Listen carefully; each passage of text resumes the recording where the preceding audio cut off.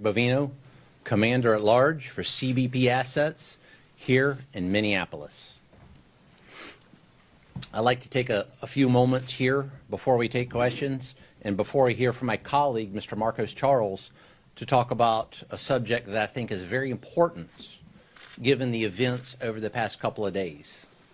And that topic is the topic of choices. Choices. Now, choosing or making a choice is one of the only true freedoms that any of us really have, is to make a choice. Whether that's the choice to be here today as the media, the choice to go to school, join the military, join law enforcement. Making a choice is a freedom that resides within us. Now, good choices are important in life, as we all know. And many actions that take place are due to our choices. The choice to, say, cross the border illegally, that is a choice that someone makes. To cross the border illegally, that's a choice. The choice not to utilize the CBP Home app, that's a choice. Not standing in line and doing it the right way, that is a choice. And there are always actions that result from our choices. When you choose to use your 5-year-old child as a shield to evade law enforcement, that is a choice that someone makes. And there are actions and consequences that result from that choice. Or when you're a politician or a community leader, you make a lot of choices there, some very important, wide-ranging, and in-depth choices.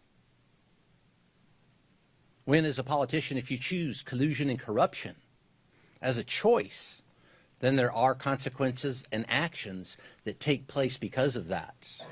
That's one reason the U.S. Border Patrol and ICE are here in Minneapolis by the thousands, is because of those choices.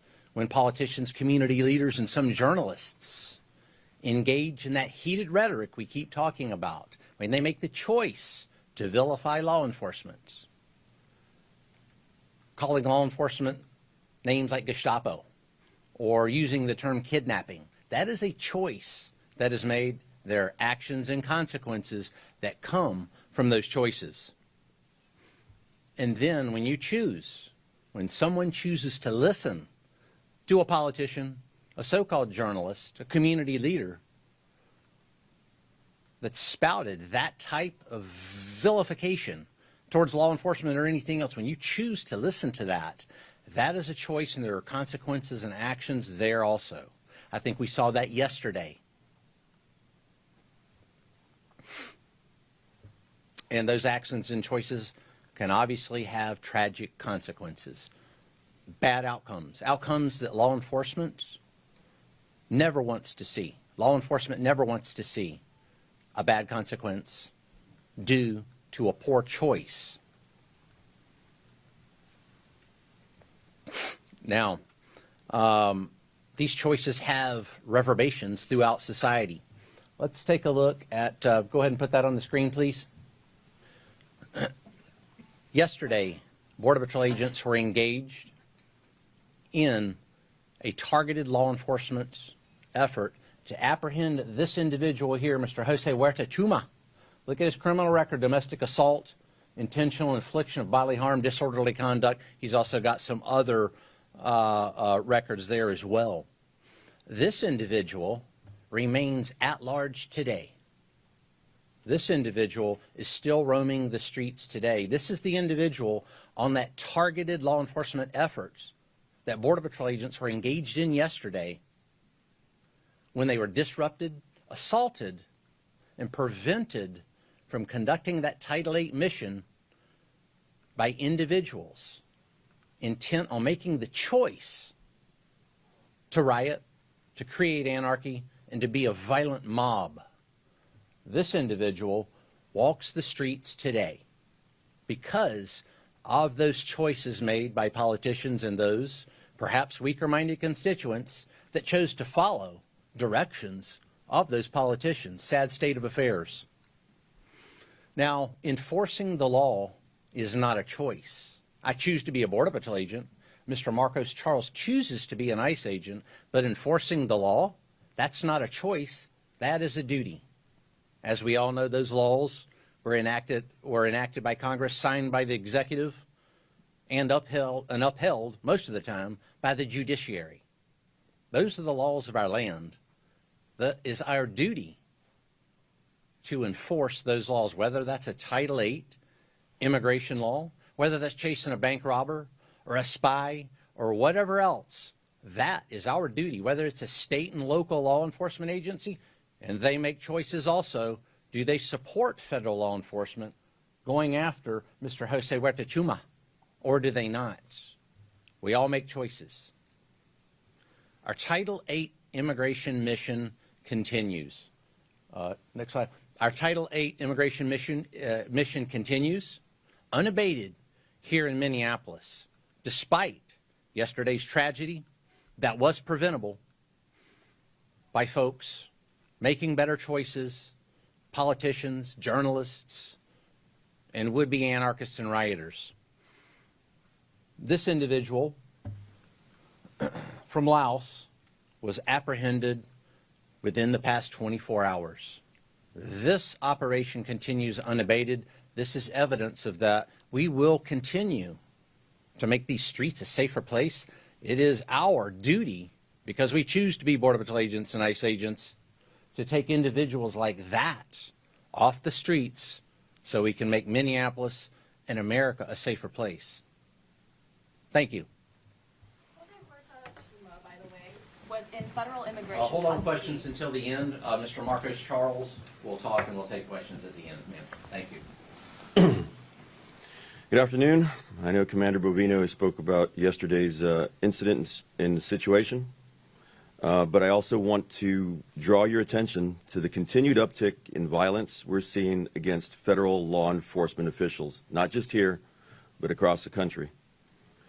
Yesterday, here in Minneapolis, a crowd of violent agitators tackled an ICE special agent when one of our special response teams went to assist. A protester literally bit off part of that agent's finger. The officer received immediate medical attention on the scene and was transported to the emergency room for treatment. We do want to thank the people at the hospital for the assistance and the staff who treated our officer. The officer is recovering, but is now permanently maimed and has lost part of his finger. I don't think I have to tell you that this kind of violence is unacceptable, but I also don't think I need to tell you that this kind of violence is not a coincidence.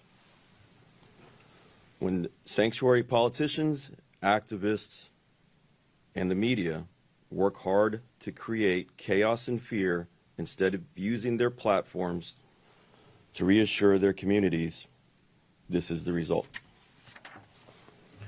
The reality is, and this is what Commander Bovino and I have been talking about all week, we're out here to arrest dangerous criminal illegal aliens so they can't victimize innocent people in our communities anymore. Since the beginning of this operation, we've arrested over 3,400 illegal aliens, removing criminals, gang members, and terrorists out of Minnesota communities, detaining them in ICE custody for removal from the country. Those are criminals who won't reoffend in our communities. Those are criminals who won't be creating more victims that could be one of your family members or loved ones. Some of these criminals that we arrested yesterday are on the scene, well, these are our agitators from yesterday, if anybody wants to take a picture of these people or haven't seen them yet. The first picture was the individual who decided to bite off one of our agents' fingers. Some of the criminals we arrested yesterday: 40-year-old criminal illegal alien from Honduras convicted of assault. A 51-year-old criminal illegal alien from Laos convicted of assault also. A 45-year-old criminal illegal alien from the Ukraine convicted of first-degree robbery. And a 46-year-old criminal illegal alien from Laos who was convicted of facilitating child sex crime. ICE officers and agents are out there every day arresting the worst of the worst, so law-abiding citizens in this country and in Minnesota can sleep easy at night. This work isn't about headlines, it's about public safety. We can now take some questions. Commander Bovino. He was previously in federal immigration custody in 2018 at a jail in Minnesota, and then was released under the Trump administration again in 2018. You talk about choice. That was also a choice to release this individual, the man that you were targeting, obviously, to detain him. So if he was released in 2018 from federal immigration custody, why would that be the case? Why was that choice made? Yeah, I don't know the particular case in 2018 that you're talking about, but this individual that we, you want to put that back up there, please? That individual is now an illegal alien. It's my mission to find this illegal alien before he harms another American citizen and does harm. That's what I'm after there. And yet we can go back and look and blame in history. Right now, my mission is to take this individual off the street. And the main point here being is this individual is in the process of being taken into custody. Agitators, rioters, and anarchists prevented us from taking this individual into custody because of a very, very chaotic scene. This individual should be in custody right now, not out on the streets preying on Americans. That is the story that is most poignant here. Commander Bovino. We have seen multiple videos from different angles of the shooting from yesterday, and at no point is he seen brandishing. I'm sorry, repeat that, please. We have seen multiple videos from the incident yesterday from different angles, and at no point do we see Alex Pretti brandishing a weapon. DHS Secretary Kristi Noem said that he was brandishing a weapon, and in the video we see him on the ground with his hands on his head. We see an officer leaving what it appears to be with the weapon after he extracted it from Pretti's waist area. Did the officers see the weapon? Did they see him brandishing the weapon at him? Sure. Many videos out there, many different accounts that you may see, that I may see, that anybody here may see. That, folks, is why we have something called an investigation, to take what you're talking about, to take those videos, to take witness statements, to take officer statements, all those minute details that will paint a true picture, not a freeze frame concept, and paint a larger picture of what really happened. That is why we investigate, so we can get to the truth, so there's not speculation. Speculation after 24 hours, you've got a lot of speculation in there. That officer, let's think of what those agents were doing on that scene, making a split-second decision. You've had 24 hours to try and armchair quarterback things. That agent had a split second to make a decision. Commander Bovino, between your agency and Commander It's Bovino. not speculation. Who's next? Stand right here. Commander, was Alex Pretti armed when he was shot? Again, the investigation is going to uncover all those facts, things like how many shots were fired, where were the weapons located. All those facts are going to come out in the investigation. I wasn't there wrestling that assaultive subject that was assaulting Border Patrol agents. I wasn't there wrestling him myself, so I'm not going to speculate. I'm going to wait for that investigation to come. No, don't interrupt me. I'm going to wait till that investigation comes out until I make a decision there. If there's an investigation going on and you have not concluded, isn't it possible this was a bad shooting? Or have you already concluded for yourself that this was justified? I've not concluded anything. I've not given you a conclusion. But what I do know, it's a bad shooting. what I do know is this individual was on that scene several minutes before that shooting, interfering with a lawful, legal, ethical law enforcement operation to arrest Jose Huerta Chuma. And again, it's back to choices. We just talked about choices. When someone makes the choice to come into an active law enforcement scene, interfere, obstruct, delay, or assault law enforcement officers, and they bring a weapon to do that, that is a choice that individual made. No, Permit. Commander Bovino, when it comes to the shooting, from what I understand, there were 2 agents who fired shots. We know one of the agents had 8 years experience, and we know he was a less lethal instructor and had this training. What did the other agent, what was his history, and are they both working right now, or are they on administrative leave? All agents that were involved in that scene are working, not in Minneapolis, but in other locations. That's for their safety. There's this thing called doxing, and the safety of our employees is very important to us. So we're going to keep those employees safe. As far as the number of shots, the number of agents involved, that, again, is going to come out in the investigation. I'm not going to speculate on who did what, when they did it, how they did it, or what exactly occurred there. I'm going to wait for the investigation to let me know what happened. But we did say that one of them did have 8 years experience, so we are talking about one of the agents. Why not talk about the other who shot as well? Because before those facts come out, we need to ensure that we're talking truthfully and accurately. And before I speculate, I'm going to talk truthfully and accurately. Between your agency, Border Patrol, and Mr. Charles, your agency, ICE, we've now seen 2 separate people shot and killed by your officers within 17 days. Do either of you plan on taking any accountability for those actions? 2 suspects, or you're correct, 2 suspects have been shot, and suspects that assault, delay, obstruct, or threaten a law enforcement officer's life. It goes back to the choices that we just talked about. When individuals make poor choices, poor decisions, come into a law enforcement situation, an active law enforcement situation, conspire to come into that situation, whether that's based on ideology, we don't know. That'll be in the investigation that we just talked about. That's what we base the split-second decisions on, and our law enforcement officers are safe. They managed, they managed to come home at the end of shift.